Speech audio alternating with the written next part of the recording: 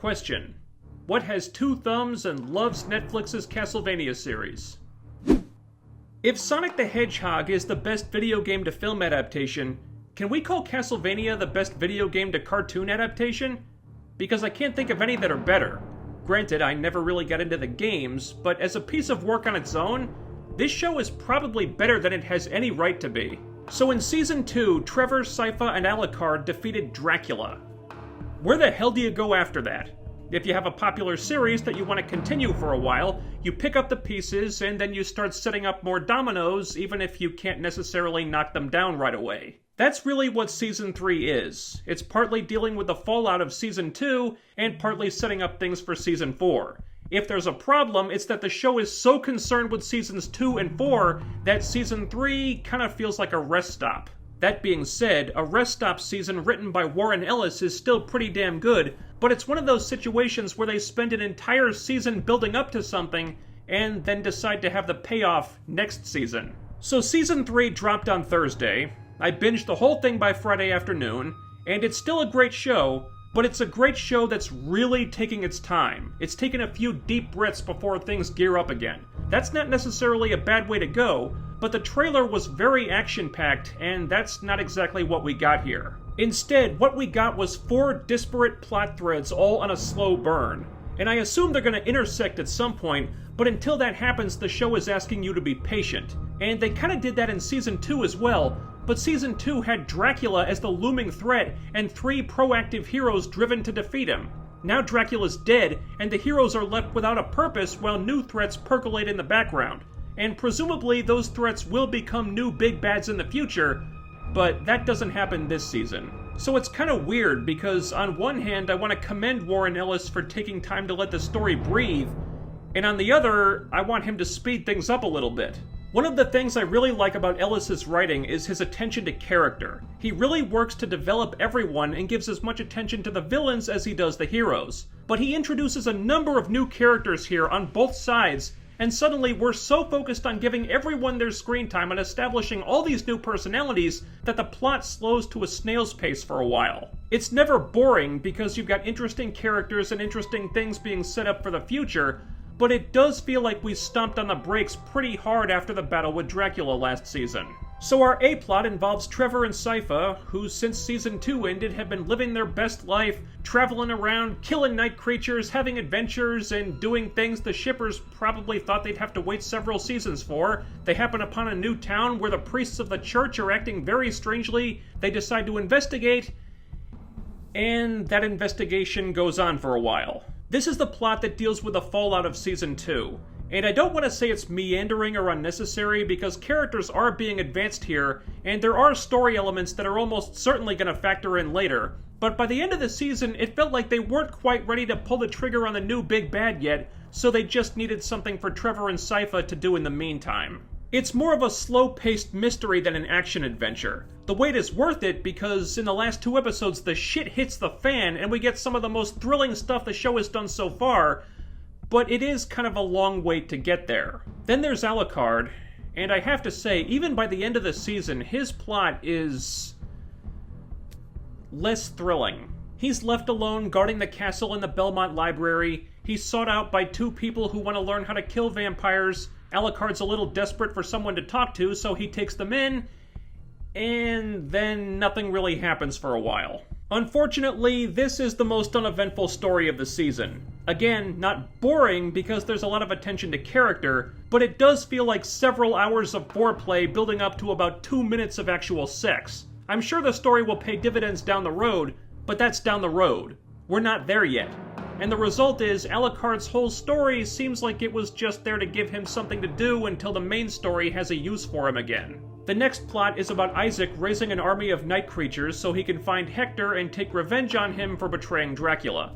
And if Isaac knew what the viewer knew, he might not even bother with that, because frankly the best revenge on Hector would be to just leave him to his own devices, but that's neither here nor there. Isaac is easily the most proactive character this season. He's driven, he's a badass, he's got a goal that he's working towards and nothing's gonna stop him, and that has a weird side effect that I'm not sure was intended, because by the end of the season, even though he's unquestionably a bad guy, you're almost kind of rooting for him at times. and he gets the most exciting moments of the climax after the stuff with Trevor and Sypha. If there's one thing I would change about this plot, though, it's that there are some bits you could take out. There are moments when Isaac considers that humanity might not be a blight on the Earth, but the moments are so fleeting they feel like they were just there to pad the runtime. It's like, hey, this person was nice to me. Maybe I had humanity wrong this whole time. Oh wait, that person was a jerk to me. Forget I said anything, kill them all. I appreciate Isaac having occasional second thoughts, but we know a change of heart is not the path he's on, so I'm not sure why you really needed this. And that brings us to Carmilla and Hector. After Season 2, it seemed like Carmilla was the next big bad of the series, and maybe she will be, but before that happens, the show focuses on introducing new characters and new story threads, and this is my one real source of contention with Season 3. When Carmilla returns to Styria with Hector as her prisoner, we learn that her territory is ruled over by Carmilla and 3 other strong, powerful female vampires, and you already know where I'm going with this, don't you? In Season 2, they teased that Carmilla had a bit of a Me Too element in her backstory. Well, in Season 3, they take that a step further and plunge into... I don't want to call it a feminist revenge fantasy, but frankly, it's the only term that really comes to mind. Now, it's not as bad as you're thinking. These characters are not overtly treated like political sock puppets. They're all interesting and likable, they have distinct personalities, and they all get fleshed out in their own way. But that comes at the expense of Hector, who is starting to feel like Warren Ellis's whipping boy, if I'm being honest. I made allowances for what happened to Hector in Season 2 because I assumed he was going to take that experience and learn from it.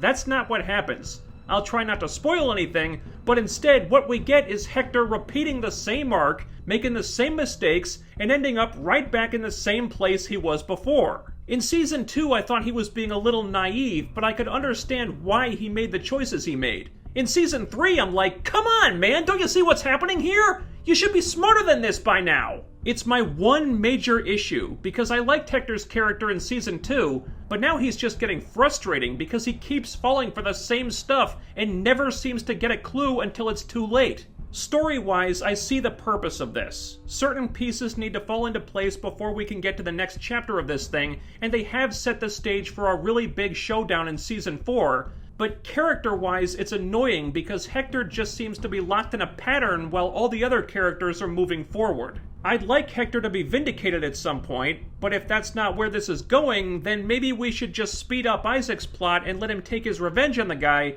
because I kind of want to smack Hector right now. I don't know why Netflix has chosen to release the show this way, but for whatever reason, they like to drop it in 2-part chunks. Like Seasons 1 and 2 were really just Season 1 split up at the most tantalizing cliffhanger, rather than just dropping the whole thing at once. Well, they've done that again, which means that we spend 10 episodes following 4 different plots, and right before they're seemingly about to start converging, the season ends. So some fans may feel like they're being jerked around a little bit here. That aside, what we have with Castlevania Season 3 is the heroes taking a bit of a breather while new villains build themselves up. It's slow-paced, and if I'm being honest, Alucard's story felt like something that could have happened off-screen. He could have just told us about it when he met up with Trevor and Sypha again. If the show had taken the time devoted to that story, and instead done a few more action scenes in the other 3 plots, that might have kicked the pacing up a notch or 2. I think that would have been beneficial, because everything is in first gear until the end of the season, and I can see some fans' patience wearing a little thin with it. The action is fantastic when the show gets to it, but it's almost all jam-packed into the last 2 episodes. The rest of the time it's character stuff and world building, and that stuff is great, but it's not the only reason we're here. Dracula's death opened this world up to a lot of new possibilities, but Warren Ellis was so eager to start exploring them all at once that he may have spent a little more time doing it than he needed to. Basically, Season 3 is a cooldown season that puts the heroes on side stories for a while, and those stories do come to a head, but they're very open and shut, while the big payoff for the villain storylines, and by extension the overarching narrative, is saved for Season 4. Thankfully, the show is so good that I'm not pissed off about this, I'm just really impatient for Season 4. And God only knows how long we'll have to wait for that. There's definitely some great stuff in here, but Season 3 is not quite as satisfying as Season 2 was. After Season 2, I wanted to just sit back and let it all sink in for a while, and after I finished this one, I was checking the calendar on my phone, wondering how long it'll be before Season 4 drops. If the wait for Season 2 was any indication, it'll probably be a while. Let me know what you thought of Castlevania Season 3 in the comments section down below. If you like what I do here, ding that bell icon and follow me on Twitter using the link in the description so you'll always know when new videos get uploaded. And please help me fend off the YouTube algorithm by liking, sharing, subscribing, and making sure you're still subscribed in case YouTube decided to unsubscribe you from my channel just to be a dick. It happens more often than you'd think. That's all for now, but I'll be back with more very soon. Until then, over. Out.